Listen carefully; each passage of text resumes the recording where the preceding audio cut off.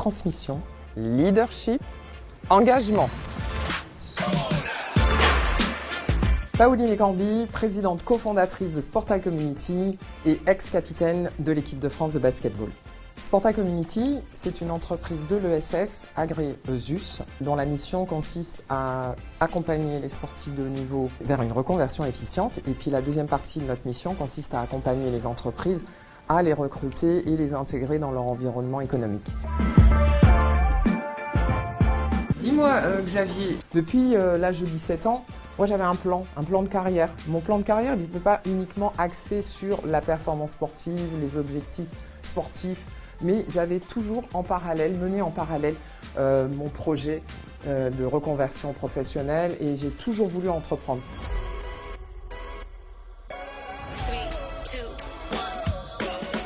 Développer la résilience, le leadership, l'esprit d'équipe, notamment dans mon sport, le basketball, la gestion du stress et aussi des échecs. Donc ça, c'est des super atouts qu'on va retrouver finalement dans son métier d'entrepreneur. Mais après, il faut travailler quand même, il faut se former, parce que c'est pas suffisant, bien entendu. Il n'y a que toi qui parles. C'est moi qui crée. C'est moi qui donne les idées. Xavier, tu te souviens ce qui nous a amené à co-construire Sporta Community? Oui, bien sûr. À l'époque, j'étais consultante indépendante dans une scope.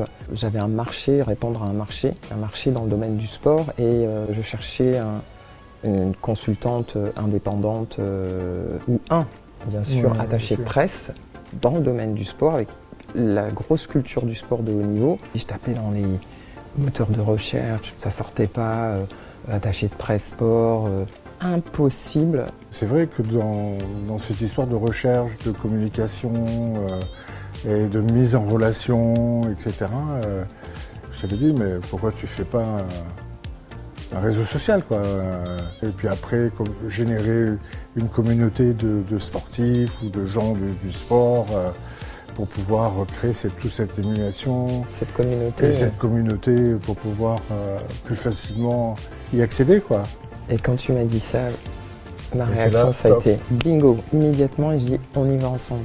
C'était le début d'une aventure. Il fallait que je change de statut. Comme j'étais allé au bout dans ma démarche d'entrepreneur indépendante, j'ai dit allez hop, je suis prête, on est prêt, allons-y, on va monter une start-up, parce que c'était start-up du sport. On a cherché tout de suite des associés. Là, ça me rappelait un peu le sport co.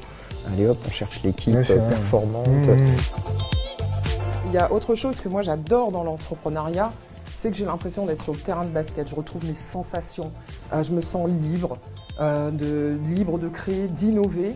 Et puis toutes ces émotions là que l'on traverse sur le terrain, vous savez, l'ascenseur émotionnel, l'adrénaline, selon qu'on gagne ou que l'on perd, eh ben, je le retrouve tous les jours dans mon quotidien professionnel. C'est ce qui me manquait. Parfois j'ai été dans le monde de l'entreprise. Bon, il fallait que j'y passe pour acquérir de l'expérience, enrichir aussi mon réseau et mon expérience. Mais je n'avais pas ces émotions, je ne me sentais pas forcément vivante. Et là, dans le métier d'entrepreneur, je me sens super vivante. Give me five.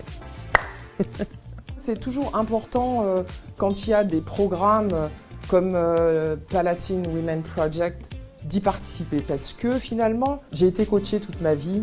Et puis là, dans mon métier entrepreneur, je suis encore coachée et ça aide énormément.